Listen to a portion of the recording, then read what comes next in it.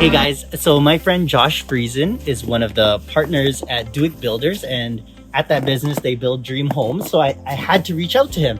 And when he asked which home I'd like to take a look at during the interview, I said, show me something nice. So here we are. This is $1 million dream house we're about to take you through. It was customly designed by a family with 5 children. So this is, I have no idea what we're gonna walk into, but this is exciting.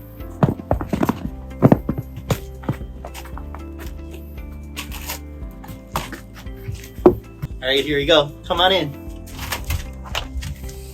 Okay, so I just wanted to bring to the attention of the viewers that this was not planned at all, but Josh and I both brought breakfast socks to the party here. Gotta start the day off on the right foot.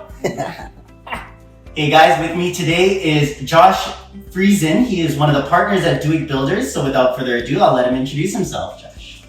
Hi guys, I'm Josh. I'm one of the partners at Dueck Builders. We're a growing home builder. We focus on the sustainable market and we do a lot of in-house design. Well, we do all of the design in-house. And so kind of one of the things that we like to say we do is a truly custom home where we start with what you want and we finish with what you want. Yeah, so earlier before this, we were talking about how he's basically creating dream houses around the budgets that people want. So the house that we're in, that you guys will be getting a tour of later, they built this from the ground up. They just demolished the old bungalow and built this 2-story. And funny story, Archie, the cameraman, and I were actually trying to find this place because we used Google Maps and found the bungalow. And we passed this house probably a couple of times thinking, I swear it's here, because they built this 2-story, which you'll see in the clips as well. So if you can just share other pieces about your business. Okay, so we've been the top choice award home builder for Winnipeg area. We did it 3 years in a row, and then we took a year off, and then this last year we were voted in again. And that's really just thanks to our customers. Like, it's amazing. To me, it's amazing. They take time out of their day to go vote for us for these things. So we won that. We're members with Better Business Bureau, the Assiniboine Chamber of Commerce, Passive House Institute, Sustainable Building Manitoba. So we get involved in a lot of those things and a lot of those initiatives. And really, I think the best award we've ever gotten was our siding guy. After we finished the house, he said, you know what, this house really looks like the homeowner. And to me, that was the best award we've ever gotten. It's just so cool to hear that it really shone through. Nice. And you were mentioning that, like, you basically just sit down with the client and you're like, what's your dream house? Let's try to build it. Well, you know what they say, one happy customer will tell another customer, and one mad customer will tell 10. Yeah. So we're lucky, and we work really hard at making sure that we're transparent and that we work together with the customers. And so I think that speaks a lot to why we've gotten where we've gotten. It's just that we try to build that team with everyone from the customers to the trades to the suppliers, and we try to make sure we're all working together on the home build. Nice. And just like you said, like, what we always talk about with Winnipeg is it's large enough to make money, but small enough that, like, your reputation is a lot. Like, you got to make sure that you do it right, do well by the customer, and word travels fast here. Yeah. Yeah. Well, we're just starting to do like Google AdWords and advertising and stuff. Up till now, it's just all been word of mouth, and that's carried a long way in a small city. All right. So question number 3: what makes you guys unique? Oh, that's a great question. I think there's 2 things. There's kind of 2 pillars, and they both kind of stand on one. For us, sustainability is the core of everything we do.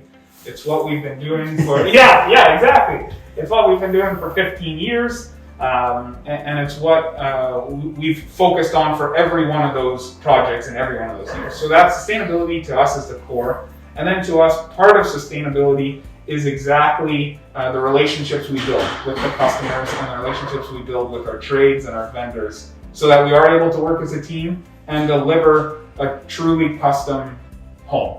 It's all designed in-house. You know, it's one point of contact for the design and for the build and for your energy advice and all of that. Yes. Yeah, yeah. It's just a lot less slips through the crack, and it's like we were talking about earlier too. When we're doing the design and the building, then when we come to the building phase and there's a wall that we're like, well, why is this here? Well, we know why it's there now. We know the decisions that led to this. We know all those things. So to us, that's sustainability is the core of all we do, and then kind of the many facets of sustainability are the leaves on the tree that differentiate us, in our opinion.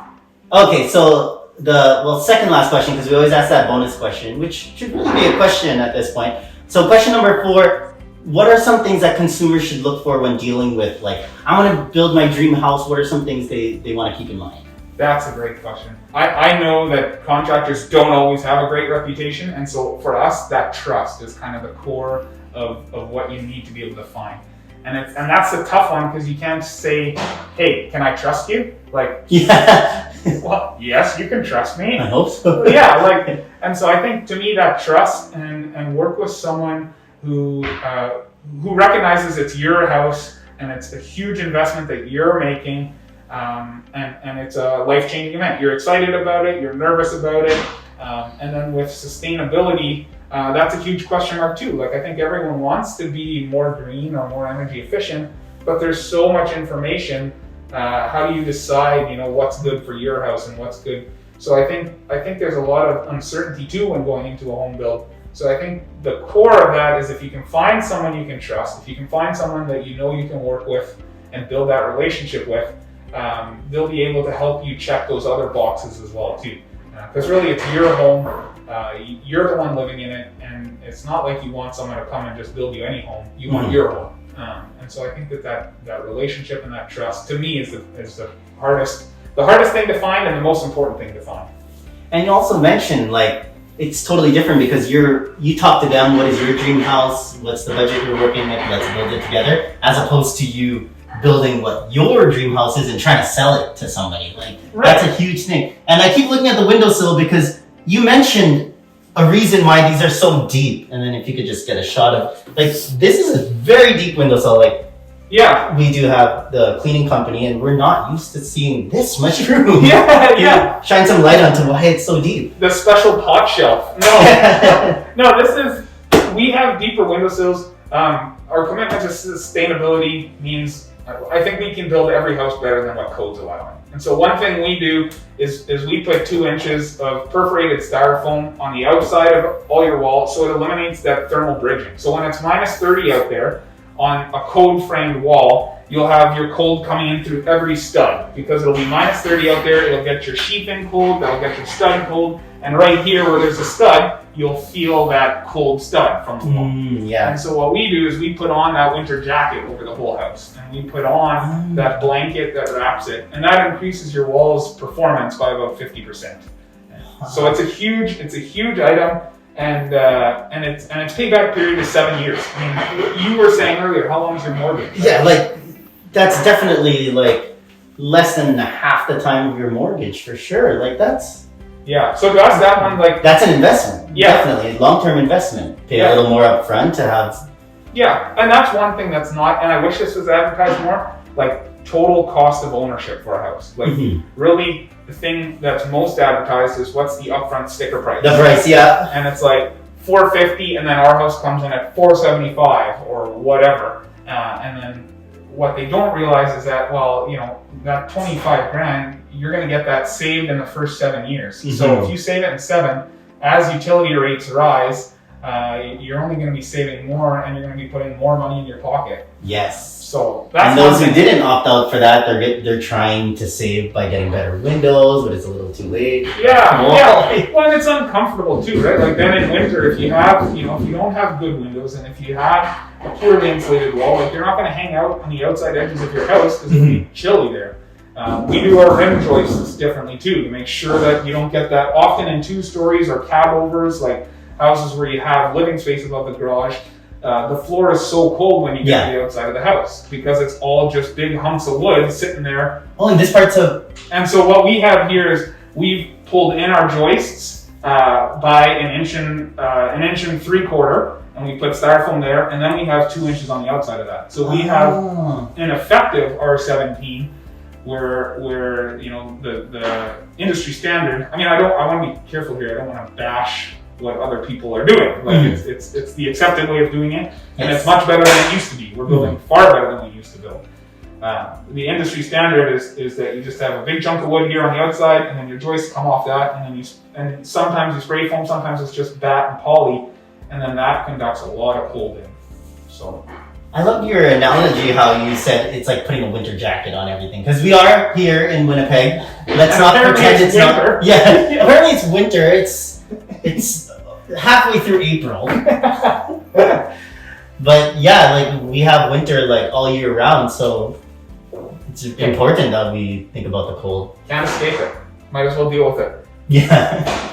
All right, Josh. So the bonus question that we ask all entrepreneurs is, what are some words of advice you can give to young entrepreneurs, up and coming entrepreneurs, new startups? You can share some words. Yeah, okay, those are great questions. Every business is different, as I'm sure you're aware. You being in a podcast, being in a cleaning company, they're all so very different, and yet kind of at the core, they boil down to kind of the same fundamentals. I think there's a lot of transferability. So I think to me, the most important lessons I think that I've learned at this stage, and I'm a relatively young entrepreneur, find a mentor. Find someone who you can call and say, hey, you know what do I do here? Like, I had a customer relationship that isn't where I want it to be. You know, how can I get there? So we have a mentor that we have on a monthly basis that we meet with, and he's been just incredible.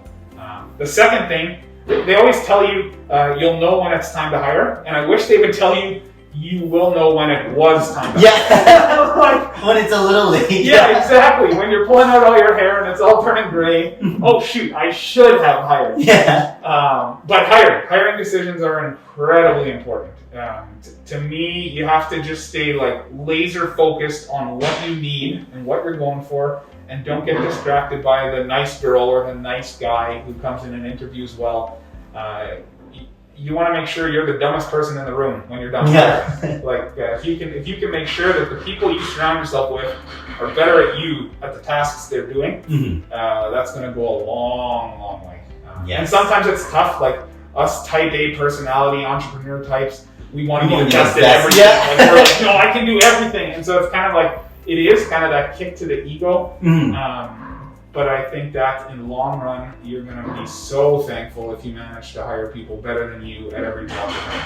Oh yeah, for sure. There's so many successful entrepreneurs, like billionaires, who said the greatest decision I made was surrounding myself with people who are way smarter than me. Yeah. And it takes, that team building. And one thing, I mean, this will be a little plug for my cousin's company, but play to your strengths. Do a strengths finder thing and build your team around what their strengths are. Don't try to assume that everyone can bookkeep or that everyone can sell.